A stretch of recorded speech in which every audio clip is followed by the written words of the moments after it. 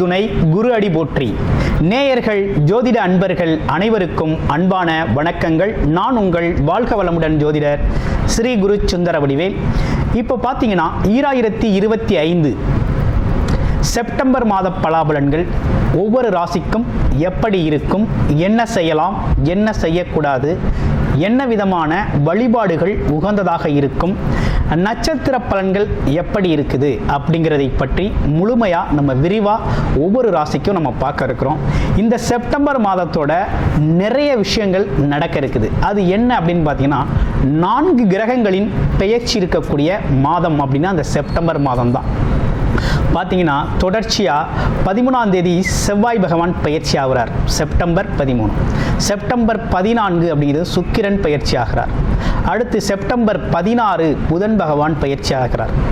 அடுத்து செப்டம்பர் 17 சூரியனும் பார்த்தீங்கன்னா அடுத்த ராசிக்கு பயணம் போகிறார். அப்போ இந்த காலகட்டத்தில் பல்வேறு விதமான மாற்றங்கள், கிரகத்தின் மாற்றம் எப்படி நடக்குது அப்படிங்கிறத பொறுத்து ஒவ்வொரு ராசிக்கும் பல்வேறு விதமான மாற்றங்களை முன்னேற்றங்களையும் எதிர்பார்க்கக்கூடிய மாதமாக இந்த மாதம் அப்படிங்கிறது அமைஞ்சிருக்குது. எந்தெந்த ராசிக்கு எப்படி இருக்குது அப்படிங்கிறத விரிவாக தெளிவாக இப்போ நம்ம பார்க்கலாம். இப்போ உங்கள் ராசிக்கு எப்படி இருக்குது அப்படிங்கிறத பார்ப்போம். சிம்மராசி காலச்சக்கரத்தின் 5வது ராசியாக இருக்கக்கூடிய சிம்மராசி அன்பர்களுக்கு இந்த செப்டம்பர் மாதம் அப்படிங்கிறது பல்வேறு விதமான மாற்றங்களை தரக்கூடிய மாதமாக அமைஞ்சிருக்குது. இப்போ ராசியிலேயே பார்த்தீங்கன்னா ராசிநாதன் அமர்ந்திருக்கக்கூடிய ஒரு அற்புதமான அமைப்பு அப்படிங்கிறது சிறப்பை தரும் வகையில் அமைஞ்சிருக்கு. ஆனால் இன்னொரு விஷயம் என்னன்னு கேட்டோம்னா, கேதுவின் பிடியில் ராசியிலே கேது பகவான் இருப்பது அவ்வளவு சிறப்பு இல்லை. சிம்மராசி அன்பர்கள் தெரிந்து கொள்ள வேண்டிய மிக முக்கியமான விஷயம் என்னன்னா, ராசியில கேது பகவான் அமர்ந்தால் என்ன நடக்கும்னா அடிக்கடி மனம் சார்ந்த தடுமாற்றம், குழப்பம் அப்படிங்கிறது ஏற்படும். இப்போ ராசிநாதனும் சேர்ந்து நல்லா ஆட்சி பலம் பெற்று வந்து 2 பேரும் ஒன்றா அமர்ந்துட்டாச்சு. அப்போ என்ன நடக்குது, புத்திக்காரகன் புதனும் சேர்ந்து அமர்ந்திருக்கக்கூடிய இந்த காலகட்டத்தில் புத்தி தடுமாற்றம், மனத்தடுமாற்றம், எடுக்கின்ற முடிவுகள் தவறான முடிவுகள் எடுக்கக்கூடிய ஒரு தன்மை, முடிவுகள் அடிக்கடி மாற்றிக்கொள்ளக்கூடிய ஒரு அமைப்பு, நிலையற்ற ஒரு அமைப்பை தரக்கூடிய ஒரு காலகட்டமாக இந்த காலகட்டம் அப்படிங்கிறது இருக்குது. அப்போ கவனமாக செயல்பட வேண்டிய காலகட்டமாக இருக்குது. அதே காலகட்டத்தில் பார்த்தீங்கன்னா உங்களுக்கு நல்ல நன்மைகளும் நடக்கும்.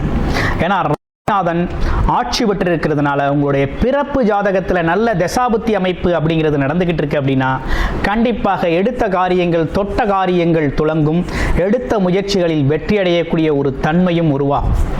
இருப்பினும் பார்த்தீங்கன்னா கேது பகவான் வழிபாடு அப்படிங்கிறது ரொம்ப முக்கியமான ஒன்றாக இருக்குது. ஆமாம், குடும்பக்காரகன் சொல்லக்கூடிய புதன் பகவானும் அமர்ந்திருக்கிறார். எவ்வளவு நாள்? செப்டம்பர் 16ஆம் தேதி வரை அங்கே தான் இருப்பாங்க. சூரியன் 17ஆம் தேதி வரை அங்கே தான் இருக்கிறார். அப்போ இந்த காலகட்டங்களில் குடும்ப உறவுகள் சம்பந்தப்பட்ட விஷயங்கள்லையும் சில முக்கிய முடிவுகள் எடுக்கின்ற விஷயங்கள்லையும் கொஞ்சம் கவனமாகவும் இருக்கிறது அப்படிங்கிறது ரொம்ப நல்லது. பேப்பர் சம்மந்தப்பட்ட விஷயங்கள், இடம் டாக்குமெண்டேஷன் சம்மந்தப்பட்ட விஷயங்களில் கொஞ்சம் குழப்பம் இல்லாமல் சில முடிவுகளை எடுக்கணும். அப்படி குழப்பமாக இருக்குன்னா கொஞ்சம் தள்ளி போடுறது நல்லது. சில விஷயங்களை தள்ளி போட்டு முடிவெடுத்துக்கிறது நல்லதாக இருக்கும். அடுத்து அஷ்டமச்சனி பாதிப்பில் நம்ம இருக்கிறோம். கவனம் தேவை. சிம்மராசி அன்பர்களுக்கு கூடுதல் கவனம் அப்படிங்கிறது எங்கே வருது? அஷ்டமச்சனி. சனி பகவான் அஷ்டமத்தில் இருக்கிறார். ஒரு புள்ளிஞ்சு கசக்கி எடுத்துடுவார். எப்படி அப்படின்னு பார்த்தோம்னா எதை தொட்டாலும் ஒரே அலைச்சலாக இருக்கும். நினச்ச காரியம் நினச்ச உடனே நடக்காது. நம்ம ஒரு வேலை விஷயமா ஒருத்தரை சந்திக்க போவோம், அவர் ஊர்லேயே இருக்க மாட்டார்.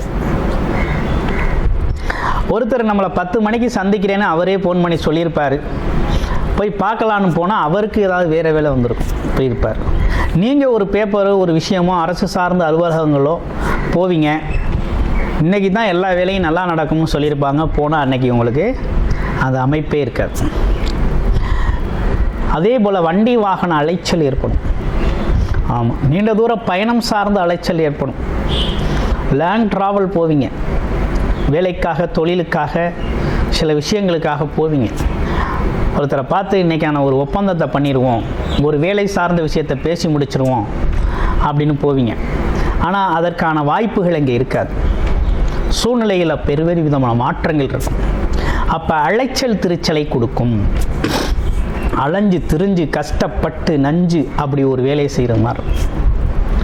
இதே காலகட்டத்தில் கேது பகவானுக்கு இருக்கிறதுனால தேவையில்லாத குழப்பங்களையும் கொண்டு வந்து சேர்ப்பார். அப்போ ரெண்டு பக்கமும் நமக்கு சிக்கலாக இருக்குது. ஒன்று வேலை சார்ந்த தொழில் சார்ந்த அமைப்புகளும் கொஞ்சம் அலைச்சல் திருச்சலாக இருக்குது, டென்ஷனை கொடுக்குது. இன்னொரு பக்கம் நம்ம ராசியிலேயே அமர்ந்திருக்கக்கூடிய அமைப்பு உடல் ஆரோக்கியம் சார்ந்த அமைப்புகள், மனம் ஆரோக்கியம் சார்ந்த அமைப்புகளையும் குழப்பத்தை கொடுக்குது. உடல் மனம் சார்ந்த இரண்டுமே பார்த்திங்கன்னா கொஞ்சம் இயக்கங்களில் தடுமாற்றம் ஏற்படுது. அப்போ என்ன தான் செய்கிறது அப்படிங்கிற ஒரு குழப்பம் வந்துருச்சு. இப்போ இந்த காலகட்டத்தில் உங்களோட பிறப்பு ஜாதகத்தை நீங்கள் பார்த்துக்கணும். பிறப்பு ஜாதகத்தில் நல்ல தசாபுத்தி அமைப்பு, யோகமான தசாபுத்தி அமைப்புகள் நடக்குதுன்னா இதை பற்றிலாம் கவலை வேண்டியதில்லை. இல்லை பிறப்பு ஜாதகத்திலேயும் கொஞ்சம் சூழ்நிலைகள் சரியில்லை அப்படின்னா இது சார்ந்த விஷயத்தில் கூடுதல் கவனம் எடுத்துக்கணும். அப்போ வழிபாடுகள் சார்ந்த அமைப்புகள் மூலமாக எடுத்துக்கிறது, யோகா மெடிடேஷன் போன்ற அமைப்புகள் எடுத்துக்கிறது, அடிக்கடி மௌன விரதங்கள் இருக்கிறது, விரத நிலைகளை கடைபிடிக்கிறது. ஆமாம், நிலையான ஒரு மனநிலையில் இருக்க பழகிக்கிறது. ஆமாம், தடுமாற்றத்துக்கு வாய்ப்பு கொடுக்காமல் இருக்கிறது. புது முயற்சிகள் ஏதேனும் எடுக்கிறது அப்படிங்கிறத கொஞ்சம் தள்ளி வச்சுக்கிறது. ஆமாம், பெரும் முதலீடு சார்ந்த விஷயங்களை கொஞ்சம் அவசரப்படாமல் இருக்கிறது. ஆமாம், இப்படிப்பட்ட விஷயங்கள்லாம் கொஞ்சம் நிதானமாக செயல்பட வேண்டிய அமைப்பு இருக்குது. அடுத்து சிம்மராசிக்கு வேறு என்ன நல்லதே நடக்காதா அப்படின்னா கண்டிப்பாக நல்லது நடக்கும். என்னன்னா முயற்சிகள், நிறைய முயற்சி எடுத்து தோல்வி அடைஞ்சு போச்சு இல்லையா, இந்த காலகட்டத்தில் இனிமேல் எடுக்கிற முயற்சிகள்லாம் உங்களுக்கு கை கொடுக்கும். ஏன்னா பாக்யாதிபதினு சொல்லக்கூடிய 3ஆம் இடத்துல அமர்ந்து குருபார்வையோடு இருக்கக்கூடிய இந்த காலகட்டத்தில் எப்போவோ எடுத்த முயற்சிகளுக்கு பலன் இப்போ நீங்கள் அனுபவிக்கலாம். அது சார்ந்த தொடர்புகள் பெறக்கூடிய தன்மை உங்களுக்கு ஏற்படும் அப்படிங்கிற அமைப்பு இருக்குது. அப்போ தொழில் வேலை சார்ந்த அமைப்புகள் நல்ல முயற்சி கொடுக்கும். இளைய சகோதர உறவுகள் ஒற்றுமை அதிகரிக்கும். இப்போ என்ன முக்கியமான விஷயம்னா சிம்மராசியை பொறுத்த வகையில் பேச்சில் கவனம் தேவை. ஃபஸ்ட்டு அடுத்து இருக்கிற சூழ்நிலைகளை அப்படியே ஏற்றுக்கிட்டு கொஞ்சம் கண்டும் காணாமையும் பொறுமையாகவும் நிதானமும் போகணும். ஏற்றோம்னா நம்ம மனசு கெட்டு போயிடும், நமக்கு குழப்பமும் அதிகரிச்சிடும். ஆமாம், வேலை பொழப்பு தொழில் சார்ந்த விஷயங்கள்லாம் தடுமாற்றத்தை ஏற்படுத்தி போகும். அப்போ கூடுதல் கவனம் தேவைப்படுகிறது. அதே நேரத்தில் 11ஆம் இடத்துல குரு பகவான் இருக்கிறது, உங்கள் ராசிக்கு 5 குடையவன் 11ல் இருக்கிறது அப்படிங்கிறது திடீர்னு உங்களுக்கு நல்ல விஷயங்கள் நடக்கும். அது எப்போ நடக்கும், எப்படி நடக்கும் அப்படின்னு பார்த்தோம்னா பூர்வீக புண்ணியத்தின் அடிப்படையில், கர்மாவின் அடிப்படையில் உங்களுக்கு இந்த காலகட்டத்தில் நடக்க வேண்டிய விஷயங்கள் அது உங்களை தேடி நல்லபடியாக நடக்கும். அதை பற்றிலாம் கவலைப்பட வேணாம். குழந்தைகள் உங்களுக்கு பெருமை சேர்ப்பார்கள். குழந்தை சார்ந்த விஷயங்கள் நல்லா இருக்கும். பெருமணம் சம்பந்தப்பட்ட விஷயங்கள், ஆசைகள், கனவுகள் சம்பந்தப்பட்ட விஷயங்களில் கொஞ்சம் பொறுமையும் நிதானமாக செயல்படுங்க. வாழ்க்கை ரொம்ப அழகாக இருக்கும். நல்லா இருக்கக்கூடிய ஒரு தன்மை அப்படிங்கிறது இருக்குது. குழந்தைகள் படிப்பு அப்படிங்கிறது பார்த்தீங்கன்னாக்கா செப்டம்பர் 17ஆம் தேதிக்கு பிறகு படிப்பு சார்ந்த விஷயங்கள்லாம் ரொம்ப நல்லா இருக்குது. ஒன்றும் கவலைப்பட வேண்டாம். அடுத்து முதியவர்கள் அப்படின்னு எடுத்துக்கிட்டால், முதியவர்கள் பெரியவர்கள் அப்படின்னு எடுத்துக்கணும், வயது மூத்தவர்கள் எடுத்துக்கிட்டோம்னா ஒன்றும் பெரிய இந்த விஷயங்கள் இப்போ சொன்ன விஷயங்களை ஃபாலோ பண்ணிக்கிட்டால் போதும். மற்றபடி புது முயற்சிகள் புதுமையாக எதையும் செய்யணுங்கிறத கொஞ்சம் தள்ளி போட்டுக்கிறது நல்லது, அவசரம் வேண்டாம். அடுத்து பாருங்கள், வேறு என்ன, குடும்ப பெண்மணிகள் சார்ந்த விஷயங்கள் எப்படி இருக்குது அப்படின்னு பார்த்தோம்னா இந்த காலகட்டத்தில் கொஞ்சம் பரவாயில்ல. இதுவரை இருந்த ப்ரெஷருக்கு இனி வரக்கூடிய காலங்கள், அதாவது செப்டம்பர் 17க்கு பிறகு வரக்கூடிய காலங்கள் ரொம்ப நல்லாயிருக்கும். ஆமாம், எல்லாத்தையும் சமாளிக்கும். அப்பா எவ்வளோ கஷ்டத்தை அனுபவிச்சாச்சு, எப்பா இப்போ தான் கொஞ்சம் நிம்மதியாக இருக்கிற மாதிரி தெரியுது அப்படிங்கிற பெருமூச்சு விடக்கூடிய ஒரு தன்மை அப்படிங்கிறது ஏற்படும். அடுத்து பார்த்தோம் அப்படின்னா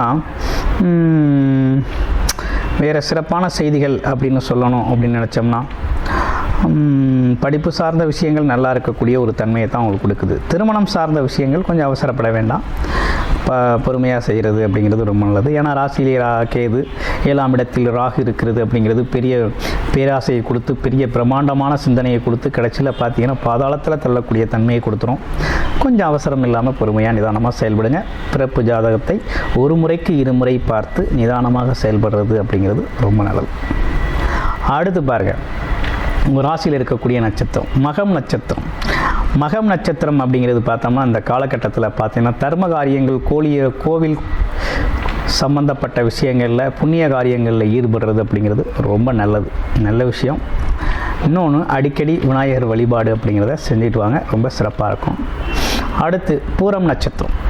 பூரம் நட்சத்திரத்தை பொறுத்த வகையில் இந்த காலகட்டத்தில் பார்த்திங்கன்னா வருகின்ற 14ஆம் தேதிக்கு பிறகு பார்த்தோம்னாக்க வண்டி வாகனம் சம்பந்தப்பட்ட சிறு வேலைகள் உங்களுக்கு நடக்கக்கூடிய அமைப்பு அப்படிங்கிறது இருக்குது. எடுத்த முயற்சிகள் சம்பந்தப்பட்ட விஷயங்களில் சிறு விஷயங்கள் உங்களுக்கு நடக்க ஆரம்பிக்கும்.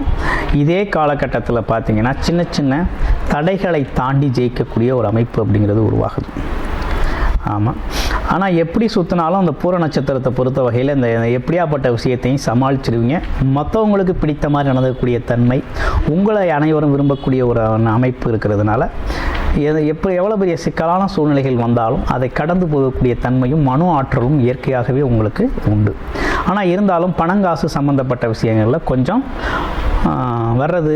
வரவுக்கேற்ற செலவு இல்லைன்னா வரவுக்கு அதிகமான செலவு அப்படிங்கிறது இந்த காலகட்டத்தில் சந்திக்கிறது மாதிரி இருக்கும். இந்த குறிப்பிட்ட காலகட்டத்தை கடந்துட்டீங்க அப்படின்னா 1 மாத காலங்கள் கடந்தாச்சு அப்படின்னா அதுக்கு பிறகு ரொம்ப அருமையாக இருக்கக்கூடிய ஒரு தன்மை அப்படிங்கிறது நல்லாயிருக்கு, நல்ல மாற்றத்தோடு இருக்குது. அடுத்து பாருங்கள், உத்திரம் நட்சத்திரம். உத்திரம் நட்சத்திரத்துக்கு எப்படி இருக்குது அப்படின்னா அரசு காரியங்கள், அரசு தடைப்பட்ட விஷயங்கள்லாம் நடக்கக்கூடிய ஒரு அமைப்பு இருக்குது. வருமானம் சார்ந்த அரசு வருமானம் சம்பந்தப்பட்ட விஷயங்கள்லாம் உங்களுக்கு இந்த காலகட்டத்தில் ரொம்ப சிறப்பாகவே இருக்கும்.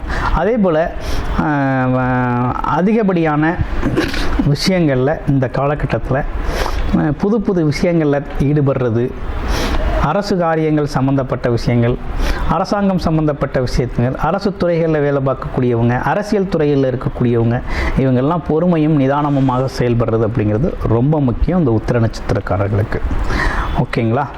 கிட்டத்தட்ட ஓவராலாக இப்படிப்பட்ட பலன்களோடு அமைஞ்சிருக்கு உங்களுடைய ராசி. நன்றி, வணக்கம், வாழ்த்துக்கள்.